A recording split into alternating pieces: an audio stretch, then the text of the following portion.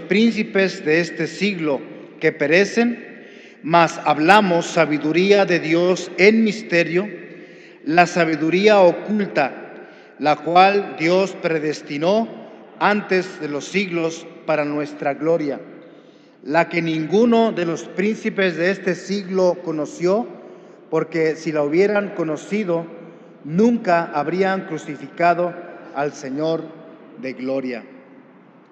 Estamos, hermanos, en este lugar, en un tiempo de recordación. Y es justamente, hermanos, lo que estaba pasando por la mente del apóstol Pablo. Él no quería saber otra cosa. Lo único que quería él pensar y hablar es del Cristo crucificado. Y este debiera ser nuestro mensaje, hermanos. Este debe ser el mensaje que la iglesia debe de estar proclamando, a un Cristo crucificado. Tal vez algunos tengan problemas con el himno que cantábamos en la parte que dice, oye, siempre amaré esa cruz. Yo la canté como está en el himnario, hermanos. Usted tal vez cambió la palabra cruz por Jesús para cantar, hoy yo siempre amaré a Jesús. Pero creo que no hay ningún problema, hermano. Yo creo que el himnólogo, ¿verdad? No está equivocado al haber escrito de esa manera. Hoy yo siempre amaré esa cruz. Yo creo, sinceramente, hermanos, que lo que estaba diciendo, la intención del himnólogo es, hoy yo siempre amaré a Jesús, no hay ningún problema. Y luego en la estrofa, cuando dice, yo seré siempre fiel a esa cruz. Pues no amamos la cruz, no somos fieles a la cruz, somos fieles y amamos a Cristo Jesús. Pero hay que entender, hermanos, la intención, ¿verdad? Pero si usted cantó, hoy yo siempre amaré a Jesús, yo seré siempre fiel a Jesús, pues no hay ningún problema, ¿verdad? Para el apóstol Pablo, él hablaba de la cruz de Cristo, ¿sí? No nada más de la cruz. Nuestro propósito no es hablar del lado material, ¿verdad? De la cruz, sino hablar de quien estuvo crucificado en la cruz. Por eso Pablo dice, me propuse no saber entre vosotros cosa alguna, sino a Jesucristo y a este crucificado. Y también por otro lado es cierto, hermanos, que tenemos que hablar, sí, del Cristo crucificado, pero Él no se quedó en la cruz. Al tercer día, como Él lo dijo, resucitó. ¿Sí? Pero el mensaje, hermanos, específicamente que nos ocupa en esta tarde es hablar del Cristo crucificado. Ya el domingo, ¿verdad? El mensaje y el enfoque es diferente. Pero hoy ocupémonos entonces en este espacio, hermanos, para recordar. Estamos en un tiempo de recordación solemne. Poder recordar, hermanos, poder de alguna manera entender todo lo que sufrió Cristo a causa de nuestros pecados. Este es un culto, ¿verdad? Llamado el culto de las 7 palabras. Pero bueno, yo mejor quiero referirme, ¿verdad?, a las 7 expresiones o 7 mensajes de Cristo en la cruz. ¿Sí? Los primeros 4 fueron dirigidos como su Padre Celestial, dirigidos al Padre Celestial. 4 de estos 7 mensajes. Uno dirigido como su Dios. ¿Sí? Cristo, Él fue el Hijo de Dios, sigue siendo el Hijo de Dios. Así le llamó Padre en muchas ocasiones. Pero también, hablando de estas 7 expresiones o mensajes de Cristo en la cruz, de esta manera se dirigió, ahora ya no como Padre, sino como su Dios. Y luego, en 2 ocasiones, habla a otras personas. Su mensaje, primeramente, a un ladrón de los que estaban con él, el que creyó, el que se arrepintió, el que fue salvo aquella misma tarde.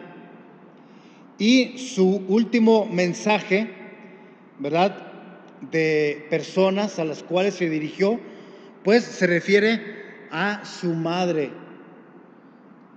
aquella mujer que lo dio a luz, y se dirige a ella como mujer. Definitivamente, ¿verdad?, no debemos de pensar que al llamarle Cristo a su madre mujer fue irrespetuoso, de ninguna manera. Porque en otra ocasión Cristo dijo: ¿quién es mi madre y quiénes son mis hermanos? Y él dijo la respuesta: pues mi madre y mis hermanos son todos aquellos que hacen la voluntad de mi Padre. Entendiendo esto, hermanos, abramos la Escritura para ubicarnos en cuanto a el escenario, el lugar donde Cristo murió. Lucas capítulo 23, por favor.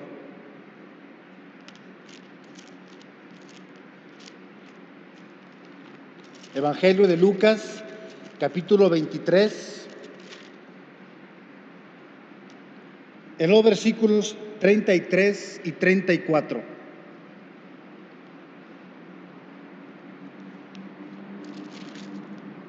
La palabra de nuestro Dios nos dice de esta manera: y cuando llegaron al lugar llamado de la Calavera, le crucificaron allí, y a los malhechores, uno a la derecha y otro a la izquierda.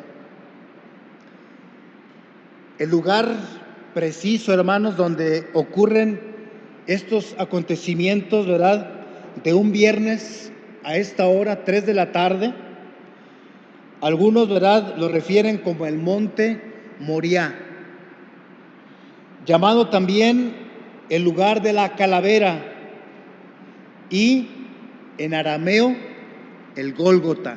Ahí en ese escenario, hermanos, ocurre, ¿verdad?, la muerte del único justo y del único ser humano sin pecado, inocente, que fue y vivió una vida perfecta. También dice la Escritura en el versículo 34 de este mismo capítulo 23,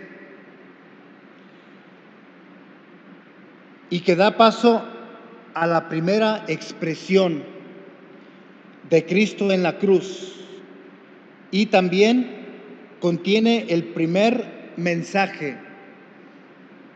Como ya dijimos, este es el primer mensaje de 4 que Jesús lo dirige a su Padre Celestial.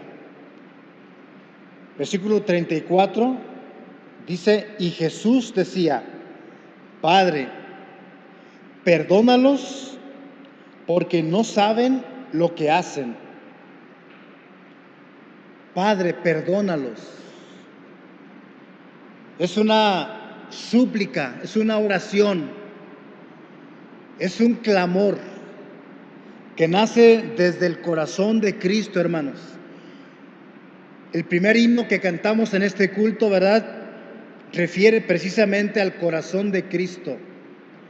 Un corazón amoroso, del santo amor de Cristo. Solamente un corazón así pudo expresar este mensaje, hermanos. Padre, perdónalos, porque no saben lo que hacen. Y yo encuentro aquí, hermanos, un mensaje de esperanza, de pleno perdón. Eso es lo que podemos rescatar, hermanos, de este mensaje, primer mensaje de 7. Padre, perdónalos, porque no saben lo que hacen. Un mensaje de pleno perdón. Cristo estaba en ese momento, hermanos, pagando muchos males que la gente, ¿verdad?, de aquel tiempo y de todos los tiempos, estaba pagando, estaba cargando con todos nuestros pecados, muchos males, pero Cristo estaba pagando con un bien. Cristo decidió en ese momento cambiar su ira. La gente, ¿verdad?, había volcado su ira al gritar con fuerte voz: crucifícale, crucifícale.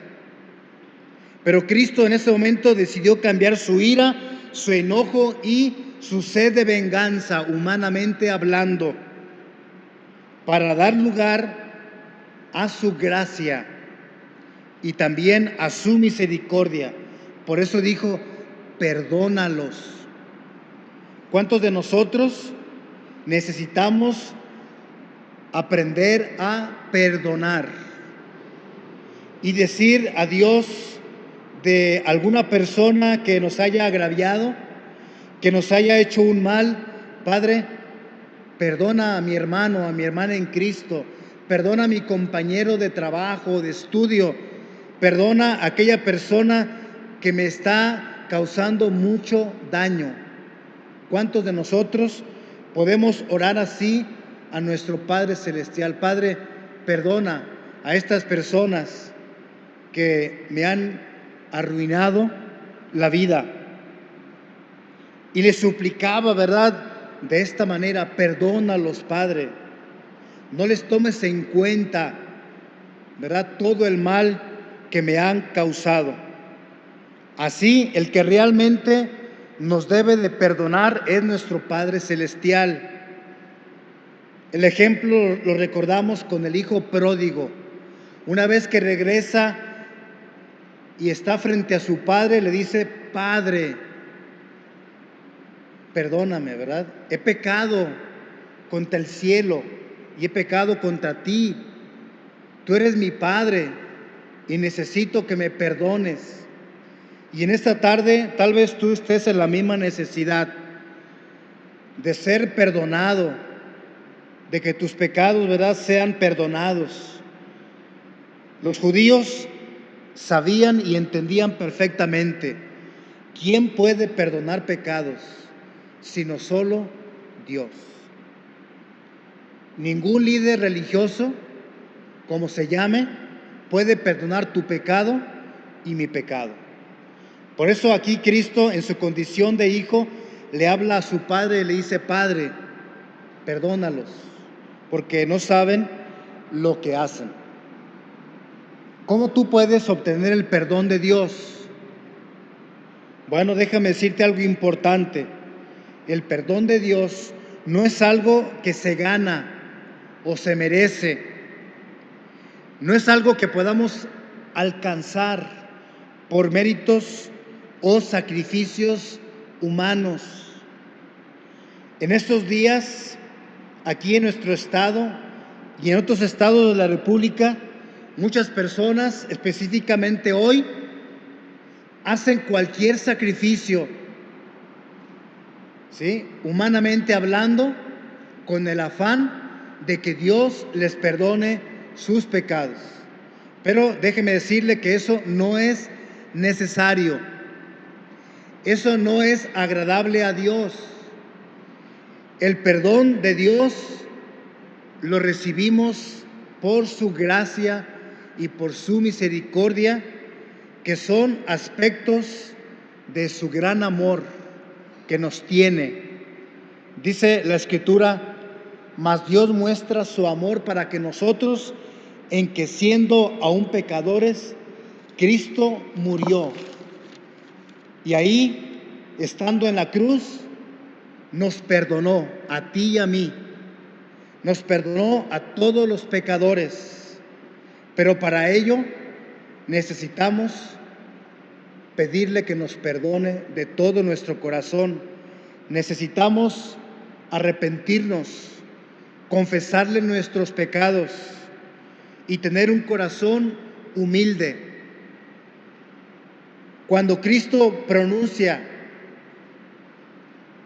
este mensaje de esperanza, de pleno perdón: Padre, perdónalos, porque no saben lo que hacen. Se estaba en ese momento, ¿verdad?, refiriendo, según el versículo 35, al pueblo, a la multitud de personas que se habían reunido en el Gólgota. Allí, ¿verdad?, la multitud estaban como espectadores, como cómplices de toda esa injusticia que Cristo, ¿verdad?, estaba padeciendo. Por eso Cristo, primeramente, cuando dice: Padre, perdónalos, porque no saben lo que hacen, estaba pensando en los que ahí se encontraban. Muchos de ellos disfrutando, ¿verdad?, de la muerte, del sacrificio de Cristo. Otros burlándose. También en esta súplica de Cristo estaba incluyendo a los gobernantes, de acuerdo también al versículo 35. Los gobernantes se refiere del Imperio Romano. Dice la Escritura que también se burlaban de él. Cristo, ¿verdad?, ante todo eso, no abrió su boca. Y luego ya en el versículo 36, en esa petición: Padre, perdónalos, incluye a los soldados. Dice la Escritura que le escarnecían. Y luego en el versículo 39 se incluye ahí a uno de los malhechores, el incrédulo, el que no se arrepintió. Dice la Biblia que éste le injuriaba. Con ello, hermanos, entendemos que se da una serie de profecías cumplidas. Por ejemplo, vayamos al Salmo 22, 18. Salmo 22, 18. La profecía que en ese momento justamente se estaba cumpliendo, dice 22, 18 de Salmos: repartieron entre sí mis vestidos y sobre mi ropa echaron suertes. Hubo una serie de profecías, hermanos, que se estaban cumpliendo, dichos anteriormente, ¿verdad?, y que en ese momento eran una realidad. También el Salmo 69, en el versículo 20.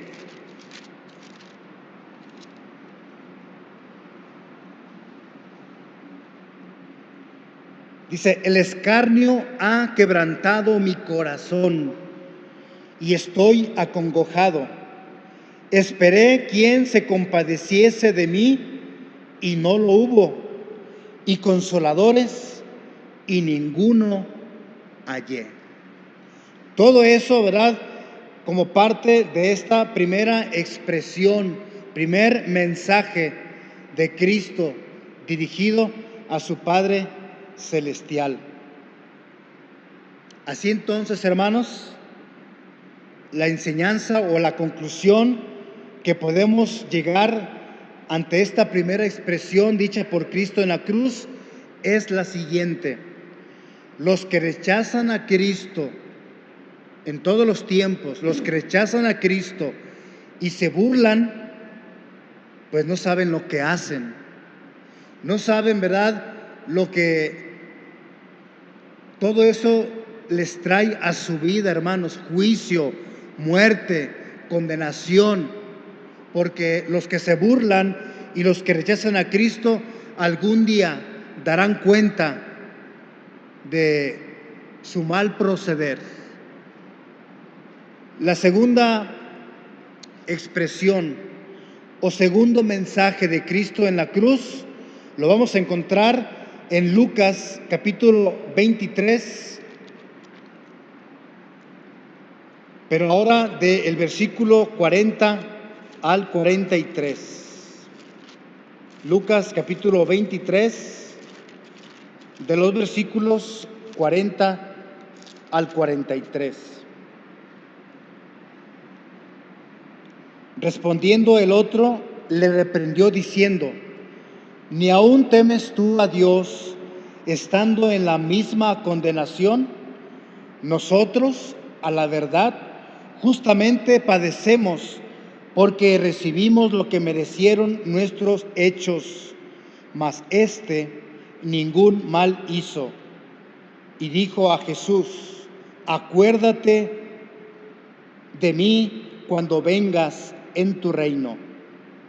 Y versículo 43, segundo mensaje de Cristo. Entonces Jesús le dijo: de cierto te digo que hoy estarás conmigo en el paraíso. A esta segunda expresión o mensaje de Cristo, yo encuentro, hermanos, que contiene una esperanza de salvación. Esperanza de salvación. Cristo se dirige al malhechor que reconoció en los últimos instantes de vida su pecado y se arrepintió y creyó en Jesús. Y Cristo le dice a este malhechor que había creído en él, que se había reconocido pecador y que había puesto su confianza en Jesús, algo así: por haber creído y haber reconocido tus pecados y haberte arrepentido, te aseguro, te digo a ti, que hoy estarás conmigo en el paraíso. Solo Cristo nos puede hablar de esta manera, con esa seguridad respecto a nuestra salvación. Nadie más nos puede asegurar salvación y vida eterna. Ninguna religión salva, ninguna religión puede dar garantía o seguridad de salvación, porque la salvación está seguramente y únicamente en Jesucristo. Y si tú todavía no has sido salvo o salva, solamente tienes a Cristo. Él es el Salvador de toda la humanidad. De seguro que este malhechor cumplió con los dos requisitos para la salvación de su alma, de acuerdo a lo que marca la Santa Escritura allá en Hechos 20:21. Dice: testificando a judíos y a gentiles acerca del arrepentimiento para con Dios y de la fe en nuestro Señor Jesucristo. Y este malhechor, ¿verdad?, experimentó arrepentimiento verdadero, se reconoció pecador y creyó en Jesús. Por eso a él le dice: a ti te digo. La salvación es personal. Cuando Cristo le dice: hoy estarás, lo que significa esta frase es: hoy es el día de salvación. Cuando una persona se arrepiente, cuando una persona, Dios le perdona sus pecados, cuando una persona pone su fe en Cristo Jesús, que por cierto es la fe que Dios otorga. La fe que salva no la generamos nosotros, esta viene de Dios. La fe que salva es un regalo de Dios, no la generamos nosotros, es un regalo, la fe que te puede salvar. Hoy estarás conmigo en el paraíso, conmigo, porque Cristo le estaba diciendo: yo voy a estar ahí, en la casa de mi Padre, en el paraíso, y tú vas a estar a mi lado.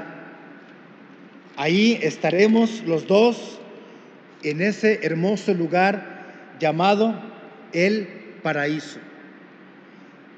En este mensaje de esperanza de salvación no encontramos una profecía que se estuviera cumpliendo, pero sí se cumple una hermosa promesa para todos aquellos que ya hemos sido perdonados, salvados de acuerdo a 2 Corintios 5, versículos del 1 al 8. Cuando alguien es perdonado, es salvado por Cristo, se cumple una hermosa promesa, y es la promesa de la vida eterna, la promesa de la salvación solamente otorgada a aquellos que se arrepienten y creen en Cristo y lo reconocen como su Señor y su Salvador personal. Dice 2 Corintios 5:1, porque sabemos que si nuestra morada terrestre, hablando de nuestro cuerpo, este tabernáculo se deshiciere, tenemos de Dios un edificio, una casa no hecha de manos, eterna en los cielos. Y por esto también gemimos, deseando ser revestidos de aquella nuestra habitación celestial, pues así seremos hallados vestidos y no desnudos. Porque asimismo los que estábamos en ese tabernáculo gemimos con angustia, porque no quisiéramos ser desnudados, sino revestidos, para que lo mortal sea absorbido por la vida. Mas el que nos hizo para esto mismo es Dios, quien nos ha dado las arras del Espíritu. Así que vivimos confiados siempre, y sabiendo que entre tanto que estamos en el cuerpo, estamos ausentes del Señor, porque por fe andamos, no por vista, pero confiamos, y más quisiéramos estar ausentes del cuerpo y presentes al Señor. Si yo muriéramos hoy, ya estamos salvos, porque ya el Señor nos perdonó y con su sangre nos limpió. Así que se cumple la promesa que Cristo le hiciera a este malhechor arrepentido. Hoy, no el próximo año, hoy estarás. Así, cuando un creyente muere, en ese preciso instante está en la presencia del Señor, ausente del cuerpo y presente al Señor. Pablo, el apóstol Pablo, dijo en una ocasión que él mismo fue arrebatado hasta el tercer cielo, llamado también aquí el paraíso. Hoy estarás conmigo en el paraíso. Y esta palabra paraíso, en su origen, que es una palabra persa, significa jardín o huerto cercado por un muro. Y es equivalente, hermanos, al huerto del Edén, mencionado en el libro del Génesis. Así entonces, la palabra paraíso, huerto del Edén, tercer cielo, es el mismo lugar. Se refiere a donde está Dios, a donde está Cristo. Hoy estarás conmigo en el paraíso. Las palabras paraíso entonces y huerto del Edén las encontramos en el último libro de la Biblia como mezclados los dos términos, paraíso, huerto del Edén. Vayamos a Apocalipsis capítulo 2, versículo 7. Apocalipsis capítulo 2, versículo 7. El que tiene oído, oiga lo que el Espíritu dice a las iglesias. Al que venciere, le daré a comer del árbol de la vida, el cual está en medio del paraíso de Dios. Es exactamente, hermanos, ese mismo lugar, huerto del Edén, paraíso, tercer cielo, donde Dios está en compañía de sus santos ángeles y de todos aquellos que ya han sido llevados a la presencia de Dios. Tercera expresión o mensaje de Cristo Lo vamos a encontrar ahora en el Evangelio de Juan, capítulo 19. Juan, capítulo 19, de los versículos 24 al 27. Dice el verso 24 así. Evangelio de Juan, capítulo 19, 24. Entonces dijeron entre sí: no la partamos, sino echemos suertes sobre ella, a ver de quién será. Esto fue para que se cumpliese la escritura que dice: repartieron entre sí mis vestidos y sobre mi ropa echaron suertes. Y así lo hicieron los soldados. Estaban junto a la cruz de Jesús su madre y la hermana de su madre, María, mujer de Cleofas, y María Magdalena. Cuando vio Jesús a su madre y al discípulo a quien él amaba que estaba presente, dijo a su madre: mujer, he ahí tu hijo. Después dijo al discípulo: he ahí tu madre. Y desde aquella hora el discípulo la recibió en su casa.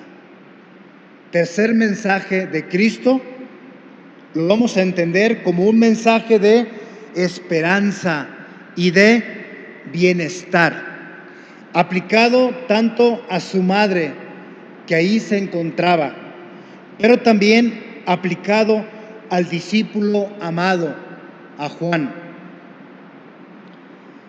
En estos versículos, hermanos, vemos a una madre cumpliendo con su rol hasta el final. Allí, en ese momento, se encontraba María, la madre de Jesús. Ejemplo, ¿verdad?, para cualquier mamá respecto a ser una buena madre. Pero también, hermanos,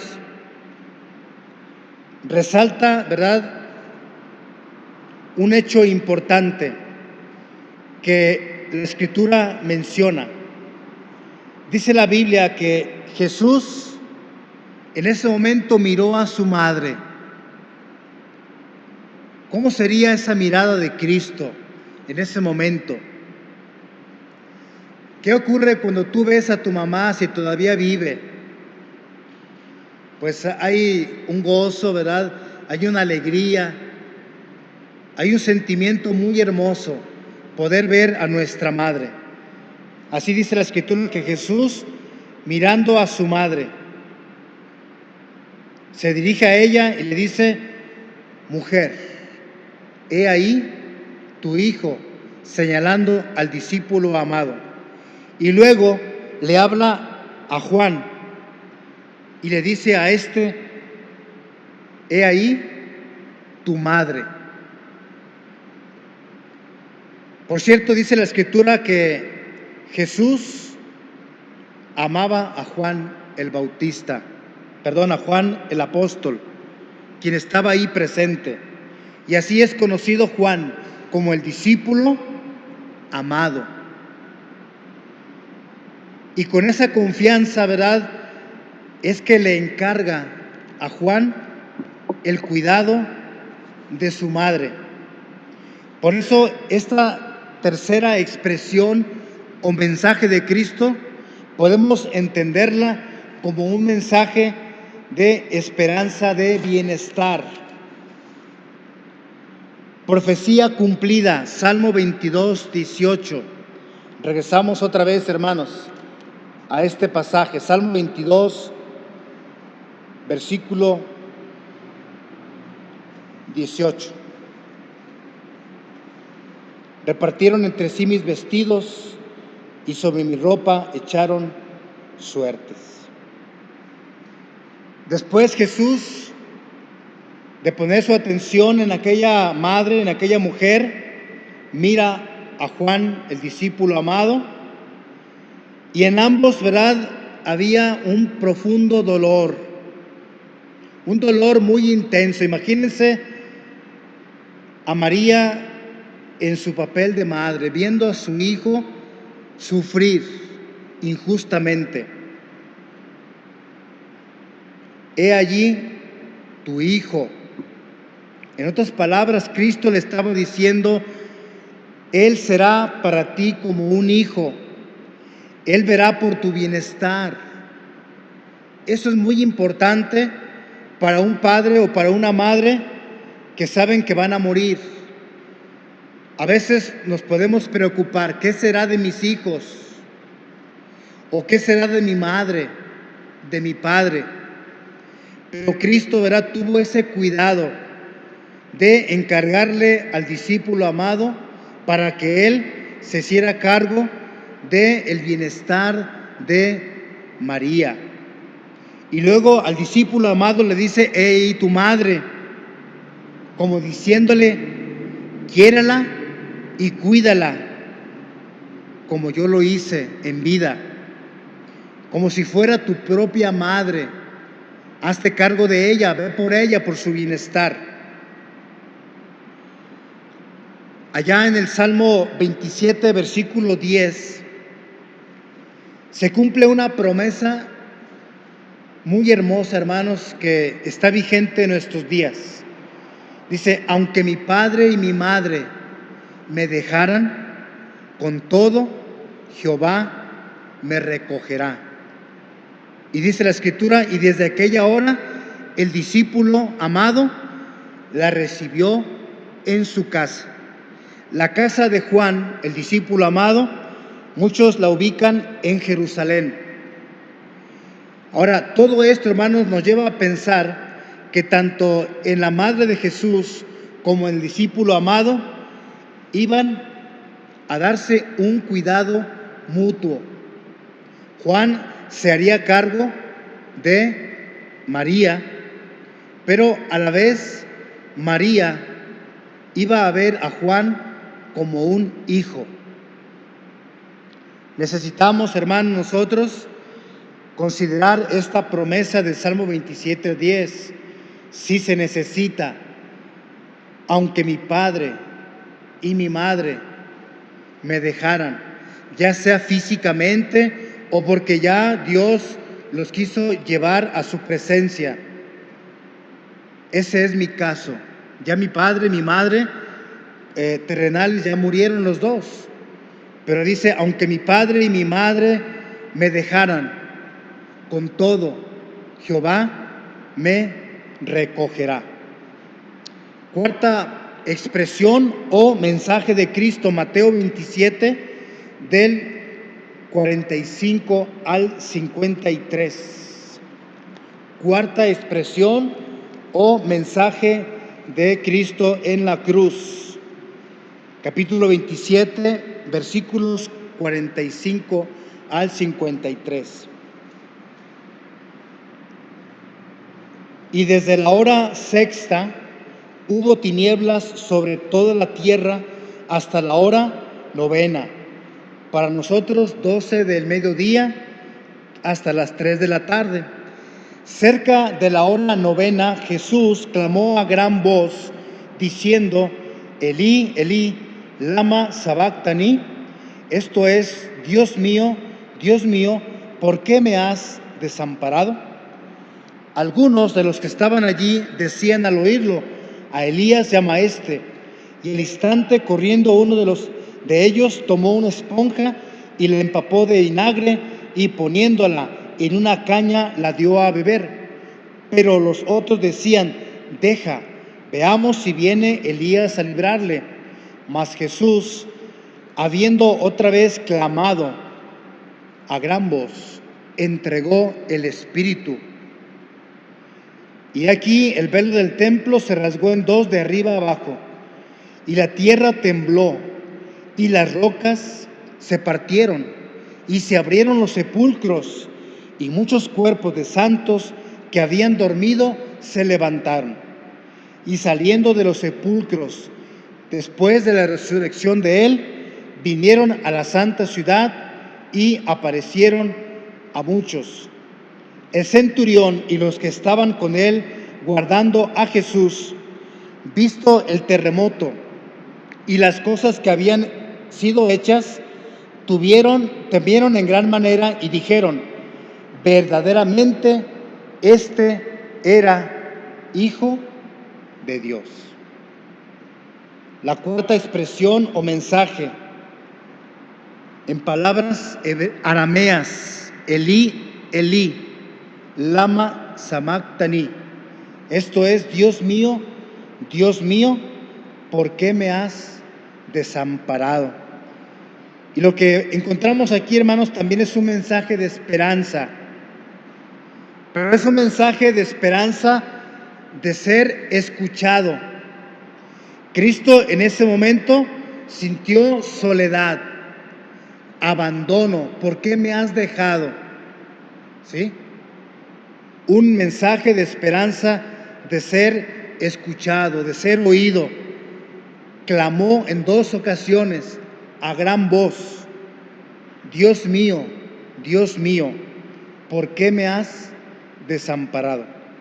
En esos momentos estaba sintiendo el peso de nuestro pecado. En esos momentos Cristo era el portador de los pecados de toda la humanidad. Y en ese justo momento el Padre, Dios, ¿verdad?, apartó su rostro de su Hijo. Todo el dolor, todo el sufrimiento que Cristo estaba padeciendo por el pecado de todos nosotros. Dice la Escritura que en ese justo momento fue que Cristo estaba sintiendo el peso de nuestro pecado. Por nosotros, dice, se hizo pecado. En el Salmo, ahora capítulo 21, versículo 1 y 2, Salmo 21, versículo 1 y 2, dice la palabra así: el rey se alegra en tu poder, oh Jehová, y en tu salvación, cómo se goza. Le has concedido el deseo de su corazón y no le negaste la petición de sus labios. Y a causa de su temor reverente, dice la Escritura, que Cristo fue oído. A causa de su clamor: Dios mío, ¿por qué me has desamparado? A veces nosotros podemos pensar que Dios no nos escucha o que Dios ya nos ha abandonado, nos ha olvidado, pero no es así, hermanos. Cristo lo dijo: he aquí yo estoy con ustedes todos los días y hasta el fin del mundo. Así pues, nunca pensemos que Dios no nos escucha, que Dios ya nos olvidó. Juan 19, 28 y 29, la quinta expresión o quinto mensaje de Cristo en la cruz: tengo sed. Vayamos a esta escritura, hermanos. Evangelio de Juan, capítulo 19, versículo 28 y 29.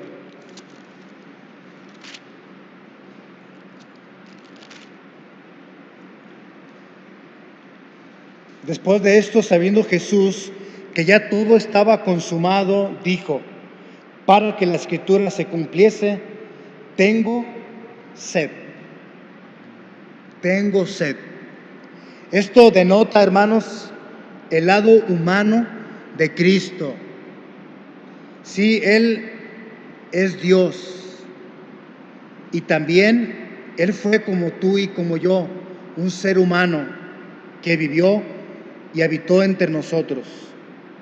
Esta expresión número 5 o el mensaje de Cristo número 5 estando en la cruz nos lleva a pensar, hermanos, que es un mensaje de esperanza, de ser saciado. Literalmente, Cristo, ¿verdad?, sintió sequedad en sus labios, en su boca. porque literalmente, humanamente hablando, él estaba sediento. Esta es una profecía que se había dicho en el Salmo 69, 21. Regresemos a Salmo, por favor. Salmo 69, versículo 21. Me pusieron además y él por comida, y en mi sed me dieron a beber vinagre. Esta bebida, hermanos, se refiere a un vino agrio, ¿sí? No agradable. Realmente él vivió, hermanos, en ese momento, humanamente hablando, ¿verdad?, experimentando una sed terrible. Y lo único que le dieron fue vinagre. Tengo sed. Hasta este día, hermanos, Dios, Cristo, tiene sed. Sed de perdonar los pecados de toda la humanidad. Dios tiene sed de que tú y yo le sirvamos, de que tú y yo le amemos, de que tú y yo le obedezcamos. Cristo tiene sed, ¿verdad?, en un aspecto espiritual, sed de dar amor a un pecador que no merece ser amado. En Juan 19:30, la sexta expresión, Juan 19:30, o sexta expresión o mensaje dicho por Cristo en la cruz. Juan 19, versículo 30. Cuando Jesús hubo tomado el vinagre, dijo: consumado es. Y habiendo inclinado la cabeza, entregó el Espíritu. Acordémonos que Cristo dijo: nadie me quita la vida, yo la pongo y tengo poder para volverla a tomar. Esto se cumple, ¿verdad?, 3 días después, cuando Cristo retoma, ¿verdad?, su vida, y por 40 días después de haber resucitado, Él convive con sus discípulos. Yo encuentro en esta sexta expresión o sexto mensaje de Cristo un mensaje de esperanza, del deber cumplido, de la palabra griega tetelestai, que significa está pagado. La deuda del pecado de toda la humanidad está saldada. Con esta expresión, consumado es, lo que Cristo estaba diciendo es: la misión con la que el Padre me envió a este mundo está cumplida. Mi obra redentora es una realidad, ya está consumada. No hay nada que añadir. En tal sentido, ni tú ni yo podemos o debemos hacer algo para nuestra redención. Ya Cristo lo hizo todo. Él pagó todos nuestros pecados y canceló esa deuda de nuestros pecados. En tal sentido, ¿verdad?, dice la Escritura que para los que estamos en Cristo, lo dice Romanos 8:1, no hay nada que nos condene, porque ya Dios nos perdonó, nos justificó, nos limpió y nos salvó. En este caso, hermanos, recordamos una promesa cumplida. Juan 14, del 1 al 3. Juan 14, del 1 al 3. Precioso lo que dice este capítulo 14. No se turbe vuestro corazón, creéis en Dios, creed también en mí. En la casa de mi Padre muchas moradas hay. Si así no fuera, yo os lo hubiera dicho. Voy pues a preparar lugar para vosotros. Si la obra de Cristo en la cruz hubiera sido incompleta o imperfecta, estos versículos no tendrían valor, no tendrían sentido. Pero sabemos que Cristo pagó totalmente la deuda de nuestro pecado. Consumado es. Por eso Cristo tiene esta promesa: yo quiero que donde ustedes estén, donde yo estoy, ustedes también estén conmigo. Y en la casa de mi Padre muchas moradas hay. Por lo tanto, voy a prepararles un lugar, porque ya todo ha sido consumado. Y por último, hermanos, número 7, de las expresiones de Cristo en la cruz, o el séptimo mensaje en Lucas 23:46. La expresión ahí es la siguiente: Padre, en tus manos encomiendo mi espíritu. Con esta expresión pensemos en lo que significa, hermanos, un mensaje de esperanza, de garantía espiritual. Cristo estaba a punto de morir y Él estaba encomendando su espíritu a su Padre Celestial. Padre, en tus manos encomiendo mi espíritu. ¿Qué nos enseña esta séptima expresión, aún en estos días, a ti y a mí? Que estamos en las manos de Dios. Tu vida, hermano, hermana, mi vida, están las 24 horas del día en las manos de Dios. Día a día debemos encomendarnos a nuestro Padre y decirle lo mismo que Cristo: Padre, en tus manos encomiendo mi vida, encomiendo mi familia, encomiendo mi seguridad, mi bienestar. Todos los días por la mañana, hermanos, antes de salir de casa, sigamos el ejemplo de Cristo y pongamos nuestro día de estudio o de trabajo en las manos de Dios. Dice la Escritura que Jesús expiró a la hora exacta en que se sacrificaban los corderos pascuales en el templo. Esto corresponde a la hora 9, 3 de la tarde. Observemos para terminar lo que dice Salmo 31, versículo 5, por favor. Salmo 31, versículo 5.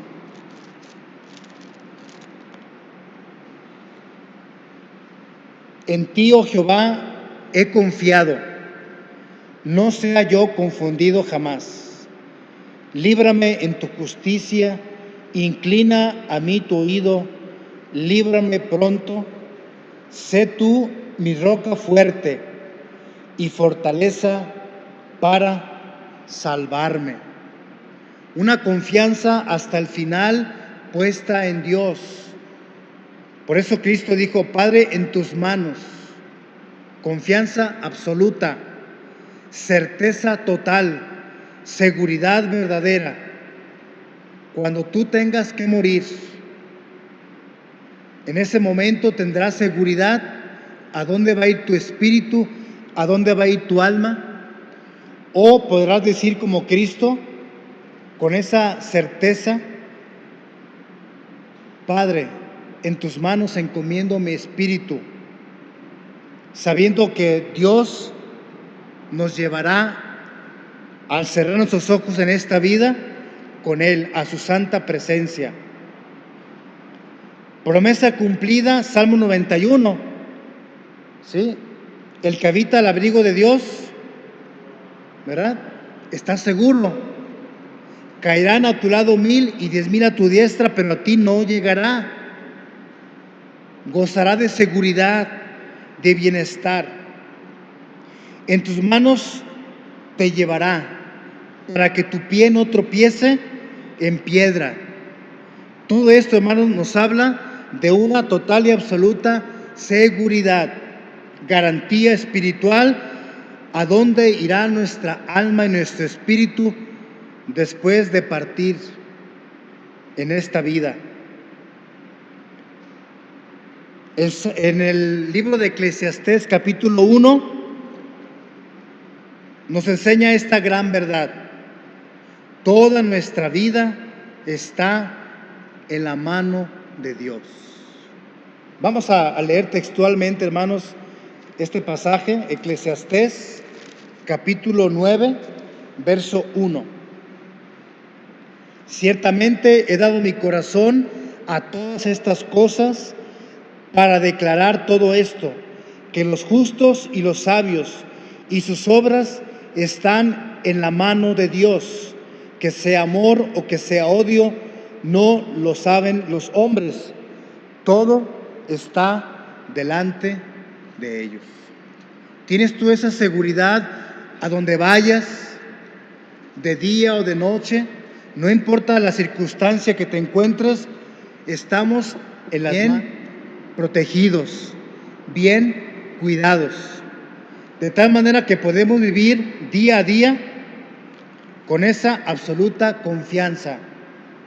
Dios va conmigo, me cuida, y cuando yo tenga que morir, sé que mi alma irá con mi Creador, con mi Salvador. Cerramos nuestros ojos, por favor, vamos a orar. Y en esta tarde quiero invitar, por si hubiera alguna persona entre nosotros que necesita el perdón de sus pecados y la seguridad de su salvación. La Biblia nos ofrece muchos versículos que nos dan esa seguridad. Pero esa seguridad no debemos de basarla en lo que podamos hacer, en nuestras buenas obras o buen comportamiento. Pero sí podemos tener seguridad de salvación si cumplimos con los dos requisitos: arrepentimiento para con Dios y la fe en Cristo. Si tú hoy, en este momento, imploras, clamas por perdón de Dios, clamas por salvación,